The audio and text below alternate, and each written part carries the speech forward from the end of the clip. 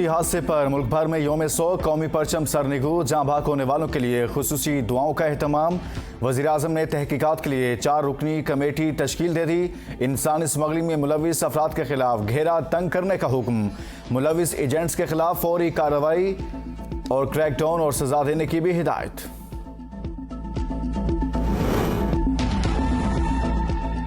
डूबने से पहले पानी न मिलने पर कश्ती में 6 अमवात हो चुकी थी। कश्ती डूबने से 3 रोज पहले कश्ती का इंजन भी फेल हो गया था। बच जाने वाले मुसाफिरों के सनसनीखेज इंकशाफात। कहा, पाकिस्तानी मुसाफिरों को कश्ती के निचले हिस्से में जाने पर मजबूर किया गया।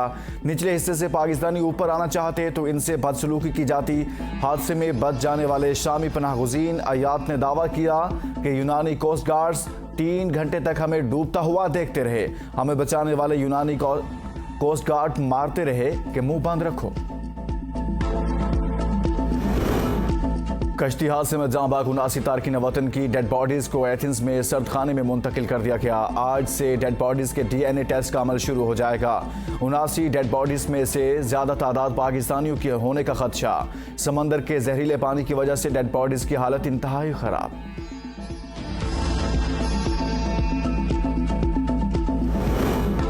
यूनान कश्ती हादसे के मुलजिम साजिद महमूद के खिलाफ एक और मुकदमा दर्ज। मुलजिम ने कश्ती हादसे के मुतासरीन को यूरोप भिजवाने के लिए 25 लाख रुपए वसूल किए।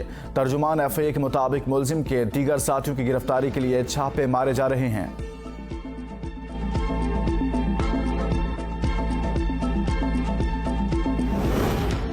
कश्ती हादसे में 300 से ज्यादा पाकिस्तानी जाँ बहक हुए। 3 दिन हुए, दफ्तर खारिजा खामोश है। शाह महमूद कुरैशी की मीडिया से गुफ्तगू। कहा, वज़ीर-ए-आज़म का इंक्वायरी कमीशन और शोक का ऐलान दुरुस्त। दफ्तर खारिजा को आवाम के हक़ाइक़ से आगाह करना चाहिए।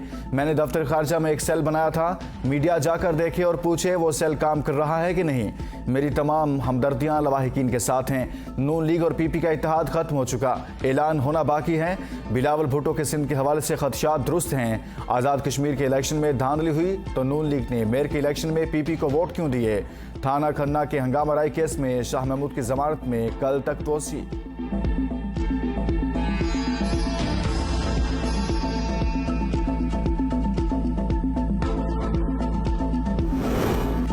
चेयरमैन PTI 16 मुकदमात में अबूरी जमानत के लिए जुडिशल कॉम्प्लेक्स पेश। वकील ने जुडिशल कॉम्प्लेक्स में 2 गाड़ियों के दाखिले के लिए इजाजत की दरख्वास्त कर दी।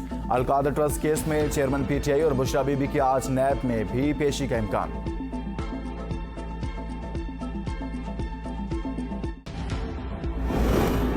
तहरीक इंसाफ के इंतखाबात के लिए तैयारी मुकम्मल है। PTI का टिकट मिला तो जरूर इलेक्शन में हिस्सा लूंगा। असद उमर की इस्लामाबाद कचहरी में मीडिया से गुफ्तगू। कहा, इलेक्शन कमीशन को इलेक्शन के लिए एतमाद का माहौल बनाना पड़ेगा। सुना है नून लीग में इख्तलाफात पैदा हो रहे हैं। थाना मारकला में दर्ज मुकदमे में असद उमर के खिलाफ केस की समाअत में वक्फा।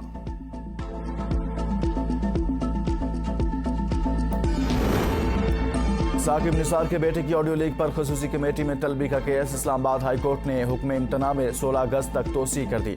हुकूमत चीफ जस्टिस की मुशावरत के बगैर कैसे जुडिशल कमीशन बना सकती है। लतीफ खोसा के दलाइल। इस्लामाबाद हाई कोर्ट की अटॉर्नी जनरल को 4 हफ्तों में जवाब जमा कराने की हिदायत।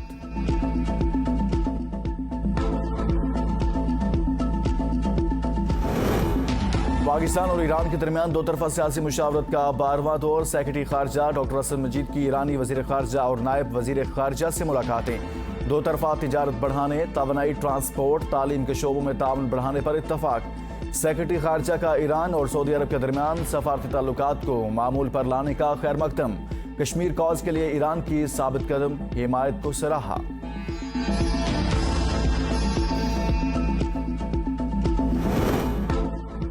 बजट इख्तलाफात पर PP और नून लीग के मुज़ाकरात आज होंगे। इजलास में वज़ीर-ए-आज़म शहबाज शरीफ और वज़ीर खारजा बिलावल भुट्टो शरीक होंगे।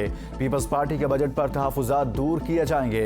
दोनों जमातों के माली उमूर से मुतालिक वज़रा और माहिरीन भी इजलास में हिस्सा लेंगे। पंजाब का 4 माह का बजट आज पेश किया जाएगा। तरक्याती प्रोग्राम के लिए 300 अरब रुपए से ज्यादा रकम मुख्तस करने की तजवीज़। ज़राअत के लिए 20 अरब रुपए, सेहत और तालीम के लिए कम अज़ कम 100 अरब रुपए मुख्तस करने की तजवीज़। निगरान वज़ीर आला ने काबीना का इजलास तलब कर लिया। बजट की मंजूरी ली जाएगी।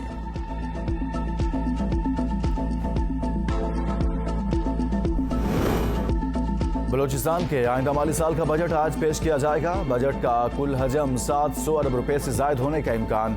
मुलाजमीन की तनख्वाहों में वफाकी हुकूमत के ऐलान के मुताबिक इजाफा होगा। सूबाई वजीर खजाना इंजीनियर्स मर्क खान बजट पेश करेंगे।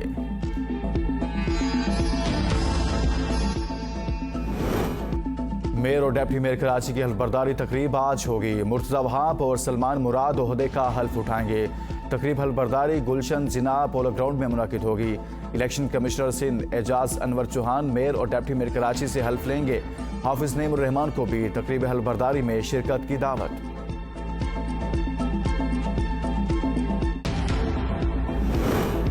हाफिज नईमुर रहमान का पीपल्स पार्टी और इलेक्शन कमीशन पर गठजोड़ का इल्जाम। प्रेस कॉन्फ्रेंस में कहा, सैयद गनी धमकी दे रहे थे, पीटीआई के लोग नहीं आएंगे। 9 मई की 8 में लोगों के घरों पर छापे मारे गए। 14 हल्कों के नतायज तब्दील किए गए। सऊदी अरब में जिलहज का चांद नजर आ गया। वकूफ उर्फा 27 जून को, ईद उल अज़हा 28 जून को होगी। पाकिस्तान में जिलहज का चांद देखने के लिए रोयत हिलाल कमेटी का इजलास आज होगा। चांद नजर आने की सूरत में पाकिस्तान में ईद उल अज़हा 29 जून को होगी।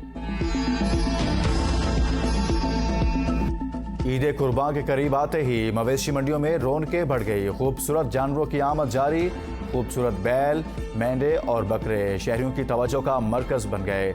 नन्हे बच्चों ने भी बड़ों के हमराह मंडियों का रुख किया। हर कोई सुन्नत इब्राहिमी की अदायगी के लिए मनपसंद जानवरों की तलाश में मसरूफ।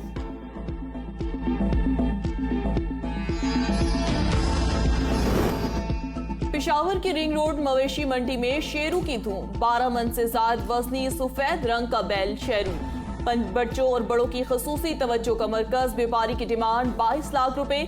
13 लाख रुपए कीमत लगाने वाले गाहक को खाली हाथ वापस लौटना पड़ा।